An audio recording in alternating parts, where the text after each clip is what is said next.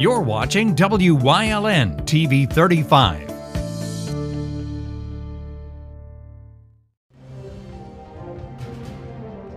Now, from the area's leader in live local news, this is WYLN News, the area's #1 source of live local news and information in Luzerne, Schuylkill, Carbon, and Columbia counties. WYLN News starts now. Good evening, and thank you for joining us on WYLN News. I'm Derek Martinez. Lackawanna College announced plans on Wednesday to merge with a Philadelphia-based institution. Under the proposed merger, Lackawanna College would merge with Pierce College to form the largest private, nonprofit, open enrollment college in Pennsylvania. According to officials, under the merger agreement, Pierce College will take on Lackawanna College's name beginning in the summer of 2026. Officials say the merger will allow the colleges to increase their presence and offerings, and will give Lackawanna College the ability to offer master's degree programs already offered by Pierce. Prior to the merger, Lackawanna College already had facilities in Hazleton, Scranton, Covington Township, Tunkhannock, Sunbury, and Towanda. Meanwhile, Pierce operates primarily online, focusing on career-focused and certificate programs for adults. Officials estimate that the preliminary competition of the merger will take place in July of 2025, with the name change going into effect in July of 2026. A woman is wanted by the Hazleton City Police Department. Abil Marie Gutierrez de Jesus has been charged with 1 count of delivery of a controlled substance. Gutierrez de Jesus is a white female who stands 5 feet 6 inches tall and weighs around 150 pounds. She is described as having brown hair and brown eyes. Anyone with information regarding her whereabouts is asked to call 911. The City of Wilkes-Barre and Visit Luzerne County announced a new upcoming event coming to Kirby Park this fall. The inaugural Babe Ruth Sultan of SWAT Home Run Derby is scheduled to take place at Kirby Park on Saturday, October 12th. The date marks the anniversary of Babe Ruth's visit to Wilkes-Barre in 1926, when he hit the longest home run of his career and the longest recorded home run in baseball history. According to reports, the ball was hit from Artillery Park and landed an estimated 650 feet away in Kirby Park. To celebrate this piece of local history, the City of Wilkes-Barre and Visit Luzerne County are inviting the public to attempt Babe Ruth's legendary hit. Prizes will be given during the event for the most home runs and the longest home run. The female derby will run from 2 p.m. to 4 p.m., and the male derby will run from 4 p.m. to 6 p.m. Prior to the start of the derby, county officials will also face off against Wilkes-Barre City officials from 1 p.m. to 2 p.m. Proceeds from the event will benefit the Geisinger Children's Miracle Network and the Janet Weiss Children's Hospital. To register to participate, you can go to visitluzernecounty.com. Coming up on WYLN News, 2 teens are reported missing in Scranton. Plus, the Chips Trot and Brew returns to Cunningham this weekend. But first, we'll take a look at our 5-day forecast brought to you by the WYLN Weather Kids. We'll be right back. The Lehigh Valley Health Network and Jefferson Health have come together, 2 leading health systems dedicated to improving the well-being of our communities and offering you a broader access to uncompromising high-quality care, stronger together for you.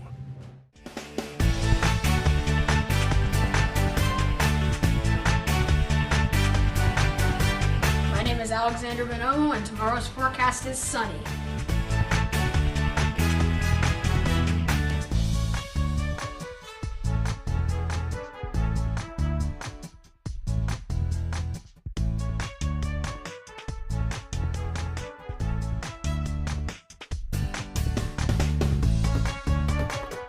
We want your child to be our WYLN Weather Kid. Your child can be our feature weather reporter of the day on WYLN News and WYLN social media posts, just by using your smartphone or any video recording device. It's easy. All ages are welcome, from toddlers to teens. To find out how, go to the weather section of WYLNTV.com or look for our post about it on the WYLN News Facebook page. Submit your Weather Kid video today. WYLN TV 35 is expanding and is on the hunt for a dynamic salesperson to join our vibrant team. If you've got the passion and the drive, we want to hear from you. Send your resume to the email displayed on your screen. Don't miss this great opportunity. Heisler's Cloverleaf Dairy is now open at 743 Catawissa Road in Tamaqua. Stop by the Dairy Bar, try over 33 flavors of homemade ice cream still made on the premises, and a full menu of hot food made to order. Have some fun at their driving range or play mini golf on their two 18-hole mini golf courses. Heisler's Cloverleaf Dairy, celebrating 65 years. Same great taste, same great location, same great memories to be made. Do you like craft beer? Do you want to learn the right way to sample wine? How about checking out a restaurant with a unique flavor or a crazy food challenge? These are just some of the things we are featuring on Wine, Hops, and Road Stops. So, spend some time learning about great wine, great beer, and great food on Wyln TV 35.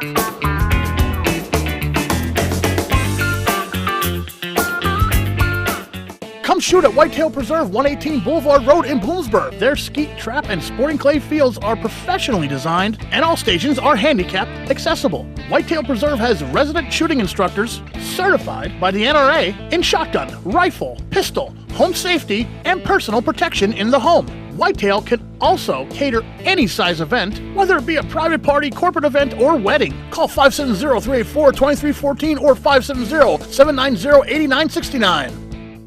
WYLN programming is online all the time. Visit our website at WYLNTV.com to check out archive shows and a live stream of our broadcasts. And don't forget to visit all of our social media pages for breaking news, weather, and sports. You can also head directly to our YouTube page for all our programming at youtube.com/WYLNTV35. Subscribe and ring that bell so you get notified every time there's a new show available online. Welcome back to WYLN News. Police in Scranton are searching for two teens who have been reported missing. According to police, 15-year-old Amy Wilson and Kaylee Villarreal were reported missing on Wednesday, August 14th. Police say Wilson was last seen in the area of Monroe Avenue in Scranton. She is described as standing 5 feet 3 inches tall and weighing 130 pounds. Villarreal was last seen in the area of Boulevard Avenue and is described as standing 5 feet 7 inches tall and weighing 140 pounds. Investigators believe the two teens may be traveling together. Anyone with information regarding the whereabouts of the two teens is asked to contact the Scranton Police Detective Bureau at 570-348-4139. The Chips Trot and Brew is returning to Cunningham this Saturday, August 17th. The Trot and Brew is a 1.5-mile novelty race through the streets of Cunningham. During the race, competitors must enter each of the 6 designated bars along the route and purchase a 25-cent draft beer before continuing to the finish line. All competitors must be 21 or over, but soft drinks can be substituted for the beers. All participants must bring a government-issued photo ID on the day of the race. Tricky trays will also be available during the event. Participants can register at runsignup.com. All participants are asked to arrive between 9:30 a.m. and 10:30 a.m. on the day of the race. Proceeds from the event will benefit the Helping Hand Society in Hazleton. The Carmen DeLise Senior Scholarship Fund Committee will be holding a festival on Friday, August 16th and Saturday, August 17th. The festival will be held at Carmen's Country Inn at 364 Freedom Road in Drums and will run each day from 12 p.m. to 11 p.m. The event will feature fun activities and entertainment for kids and adults, including a craft fair, a cornhole tournament, a petting zoo, and a magician. Several live bands will also be performing both days. Admission to the festival is $10 per person, and children under 10 can get in for free. All proceeds from the festival benefit Hazleton students for further education. Coming up on Weatherly's News Choice, Chris Fulmer leads us down the path through history with Benton Part 3. Plus, we learn about the Hazleton Rotary's upcoming Wine and Beer Festival on Community and You. And stay right here on WYLN. We'll be right back. SJ Kowalski is your Mitsubishi Diamond Contractor. They can install a Mitsubishi electric Mr. Slim ductless heating and cooling system. Mr. Slim systems are designed to make any living space in your home inviting. You can have a different temperature control for every room in your home. The money-saving technology can save you 25 to 50% on your heating bill. For Mitsubishi, Rinnai, and trained comfort specialist, call SJ Kowalski at 570-455-2600.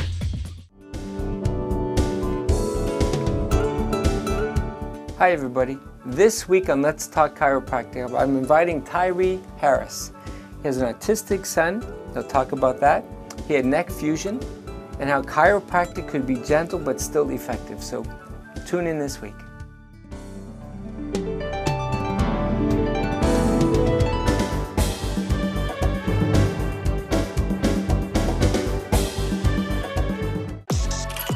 Your guide to everything Pocono Mountains is PTN, the Pocono Television Network.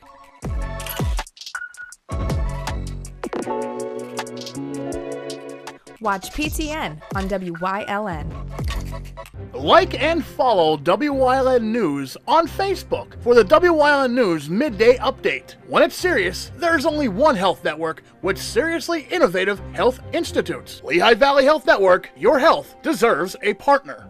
Are you looking for a trustworthy publishing company to publish your book?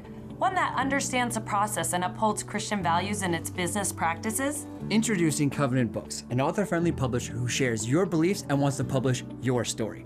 Call us today to get a free author packet to help get you started. We realize your book is unique, personal, and written with a higher purpose. That's the content we're looking for. We provide authors freedom and flexibility throughout the publishing process with professional book editing, award-winning design, and some of the highest royalty structures in the industry. Covenant distributes and sells your book online and in bookstores everywhere. We convert your book in ebook format and sell it on Amazon, Apple iTunes, and to these distributors. Our authors love us. So if you've written a biography, a devotional, a memoir, self-help, or any genre, we can help. Be like these authors and get your book published and sold today. Call right now for your free writer's guide. 1-800-215-3680. Hey, did you know WYLN posts news stories and other bonus content on social media all week long? The Weather Kids, Fresh from the Farm, Everyday Heroes, Let's Talk Sports, Feel Good Friday, daily news stories, and more. Visit WYLNTV.com, Facebook, and YouTube to check it out. WYLN, the local leader on social media. We're your local network. A Path Through History is sponsored by the Old Jail Museum, 128 West Broad Street in Jim Thorpe. Call 570-325-5259 or visit them online at theoldjailmuseum.com.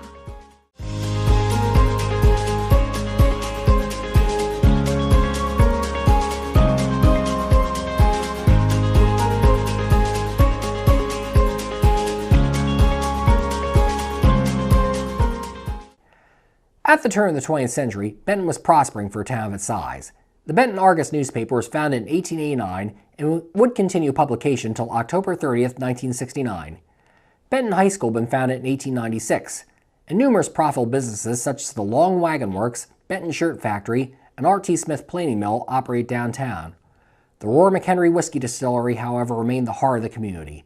At this time, it was led by Roar McHenry's younger son, John Geyser McHenry, who had been born on April 26, 1868. The younger McHenry, in addition to running the family distillery, would branch out into other businesses as well. A farmer on the side, he planted 30,000 peach trees on his pioneer farms, with the intention of adding peach brandy to the distillery's line of merchandise. Banking also interested McHenry, and he was the founder of several Grange banks throughout Pennsylvania. And in his later years, he became interested in politics as well, being elected to the U.S. House of Representatives in 1906. While in Washington, McHenry served on the House Appropriations Committee and was a champion of agricultural interests, once introducing a bill calling for an agricultural scientist to be appointed in every district where farming was the primary industry. John Geyser McHenry died at the end of his third term in 1912. The 4th of July, 1910, dawned bright and warm in Benton. The town looked forward to a day of celebrating America's independence with a baseball doubleheader with Bloomsburg. After Benton's team won the first game in their town, they took the train south to Bloomsburg for the second game. Other Bentonians celebrate by picnicking in Grassmere Park or traveling 12 miles to nearby Millville to celebrate there. While they enjoyed the holiday, several boys were playing with firecrackers on Center Street near a blacksmith shop owned by George Crossley. One of the firecrackers managed to ignite the hay in a barn behind the shop. The blaze was known by Councilman Clyde Hurleman, who lived nearby. He quickly ran to Borough Hall and rang the town fire bell. By the time he returned, however, the fire consumed multiple barns and was rapidly spreading out of control, abet by a strong north wind and countless wooden shingles on the roofs of all the buildings in its path. Worse, Benton's fire department at that time had only one old-fashioned hand-pump fire wagon, which was barely in working order, and a chemical engine, which was useless against such a fast-spreading fire. Nor did it have a water system, as efforts to install one 4 years prior had been stopped by a court injunction out of fear it would lead to higher taxes. So before long, much of Benton was burning. An SOS went out to other communities in Columbia County before the telegraph office itself burned down. Down in Bloomsburg, once where the fire reached authorities there, officials loaded up a Bloomsburg and Sullivan train with a steam pump and hand car and sped north as fast as it could with a company of volunteer firefighters. Unfortunately, they could do no good in fighting the fire when they arrived in Benton, for Fishing Creek was low with lack of rain the weeks before the 4th of July, and the pumper instead sucked up sand and gravel from the creek when used, eventually breaking down. Nor could town residents and volunteers that raced to Benton from Millville, once word reached there, could do anything. Benton lay in ruins. Among the losses were 48 barns, 38 houses, the Exchange Hotel, a department store, and the Columbia County National Bank apart from its vault. In the aftermath of the Great Benton Fire, the town would receive aid from the surrounding area. Berwick and Bloomsburg each held town meetings that pledged relief money to Benton, while Danville held a benefit baseball game, with proceeds to be donated to rebuilding the community. And Benton would be rebuilt eventually better than ever. In 1915, a dam was built outside town to hold enough water to fight another fire of the magnitude of the 1910 blaze, to guarantee the disaster would never happen again. Benton would still, however, have to deal with crippling fires in the years following 1910, and it would be less than a year later that another blaze struck at the very heart of the community. In March 1911, a fire broke out inside the Roarer McHenry Distillery's supposedly fireproof bond house, where the whiskey was stored until it was properly aged. The 10-story building would be effectively destroyed by the flames. Of the 17,000 barrels of whiskey that were being stored inside the bond house at the time of the fire, only 1 barrel could be saved in the end. While most of the rest of the distillery escaped damage, and the company tried to carry on after the blaze, the financial blow from losing that much good whiskey would prove too much for Roarer McHenry, which would file for bankruptcy in 1912. The surviving distillery buildings would be preserved as a museum, although in 1962, another fire that broke out in the former boiler house would destroy the rest of the complex. As Benton benefited from the kindness of their neighboring communities to rebuild after the 1910 fire, one of their own was making his own difference halfway around the world. Frank Laubach had been born in Benton in 1884. He graduated from what was then Bloomsburg Normal School in 1901, and then with a higher degree from Princeton in 1909, where he received the McLean Prize from then Princeton President Woodrow Wilson. A final degree came from Columbia University in 1915. That year, Laubach and his wife, the former Effa Seeley, joined the American Board of Commissioners for Foreign Missions and sailed to the Philippines to work as missionaries. Laubach felt a strong connection to the country, as Effa's cousin Harry Edwards had married a woman from the Philippines, and he would spend the next 15 years as a missionary there. He worked primarily with the Philippines' Moro population, who traditionally practiced Islam and were strongly resistant to conversion. Laubach did his best to reach out to the Moros, and while he was doing so, he realized they did not have a written language. He transcribed the 16 sounds of the Moro dialect into Roman letters, and used them to translate nearly 1,300 words into the local Maranao language. He then further realized that these translations could be used to teach the Moros to read their own language. His method of phonetically combining letters and pictures into charts proved successful, and in 1935 Laubach began teaching literacy in other countries. Over the next 40 years, he would create literacy systems for 312 languages in over 100 countries.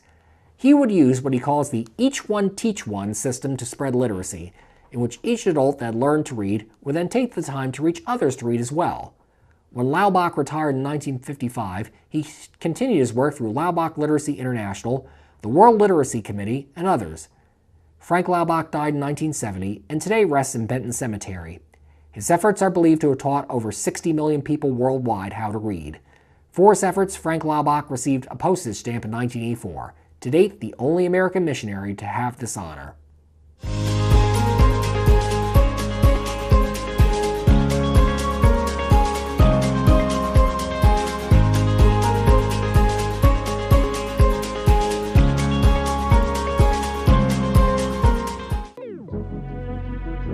Your guide to everything Pocono Mountains is PTN, the Pocono Television Network.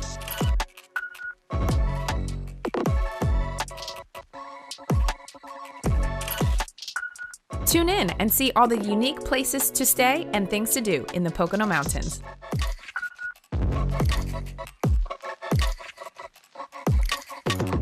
Watch PTN on WYLN.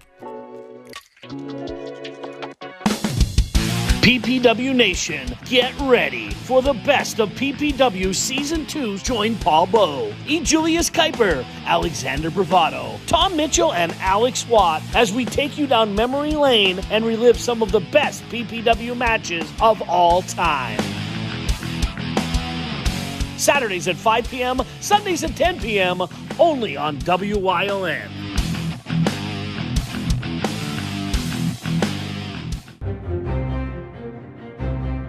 Like and follow WYLN News on Facebook for the WYLN News Midday Update, posted daily between noon and 2 p.m., powered by Lehigh Valley Health Network.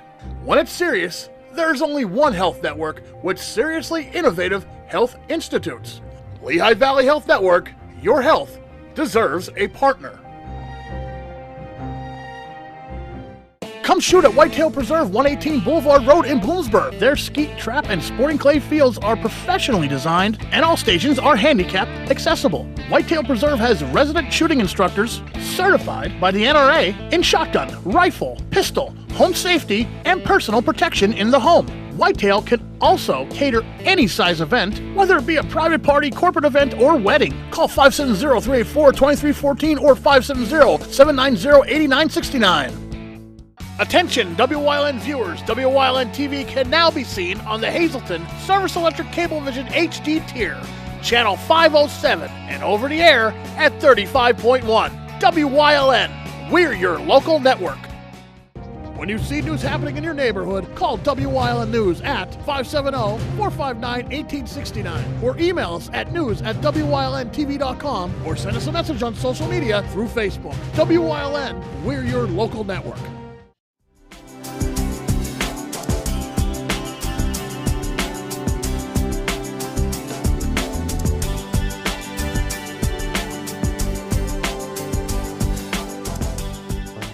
Welcome back to Community and You. Today I'm joined here by the president of the Hazleton Rotary Club, Alan Whitaker. Alan, how's it going today? Very well, thank you. Thanks for having me here. Yeah, absolutely. It's great to have you on. So today we're here to talk about the upcoming annual Hazleton Rotary Wine and Beer Festival. Now, this is an event that many people always look forward to every year. This is happening here in City View Park on August 24th from 12 p.m. to 6 p.m. So for those who aren't very familiar with what the Wine and Beer Festival is, could you tell us about what you guys exactly do here at the festival? So tickets are $20 in advance, $25 at the door. The festival includes two great bands. We have Cartoon and Ostrich Hat. We have 5 wineries, 7 breweries, 6 food trucks, multiple craft vendors. So for the admission fee, you come in for the day, you can listen to the bands, you get to sample various beers, various wines, there's great food, and just have a great day out. Yeah, absolutely. It sounds like it'll be a really great time. Lots of really great brands showing up, lots of great drinks to test out there. It'll just be a really fun time all around. Now, I do have to ask you, since this is a wine and beer festival, what would you say is your own personal favorite beverage that will be served? Like, is there anyone that you want to particularly shout out or anything? Well, I can tell you, Honey Hole has a cranberry wine that is absolutely amazing. So a little sweet, but if you have a sweet tooth, that's one of my favorites. Yeah, absolutely. And could you tell us a bit about, I guess, maybe like some of the history of the Wine and Beer Festival? Like, how long have you been involved with it? Here? Well, I've been in the Rotary Club for over 30 years, and this event started maybe 10 or 12 years ago. I think the first year we had 100 people, and last year I believe we had over 800. So it's grown dramatically, and I think it's something that people definitely look forward to. And I know people that come in from out of town to come to this event. So it's definitely something that I think for the money is a great bargain. Everyone should come out and support us. Absolutely, yeah, definitely. And what would you say overall is your favorite aspect of hosting an event like this with the Rotary Club? And why do you feel it's like so important to have events like this for the community? Well, I think, we used to have Fun Fest, which was a great event downtown that went on for 3 days. And we no longer have Fun Fest. So I think it's great to put on an event to give the community something to do. But secondly, the money that we raise stays in the community. We do kids' coats, we do a kids' shopping spree, we have 2 scholarship funds, one for college, one for trades. If you've ever seen the police dog, A. Sheridan, we were instrumental in getting the police dog. And Rotary is a international organization, so we actually participated in a water project in Central America last year. So most of the funds are used locally, but Rotary does have a global reach. Right. And if there's anybody who would want to be more involved with the Rotary Club, how could they go about that? So you can go to our webpage, hazeltonrotary.org. We have 85 members. You could certainly look on the website and see if you know any of the members, talk to them. Come to the Beer and Wine Festival, and we'll have our Rotary shirts on. So just talk to a current member about what it takes to join. Absolutely. Okay. And is there anything else that you want to shout out about the Wine and Beer Festival or anything with the Rotary Club as a whole? Well, the Rotary Club does a lot of great in the Hazleton area, and we need the community support for an event like this so we can raise the money and we can continue to do great things in the community. Absolutely. Well, I want to thank Alan Whitaker once again for joining us here on Community New. Really appreciate having you on, and we'll see you next time. Thank you.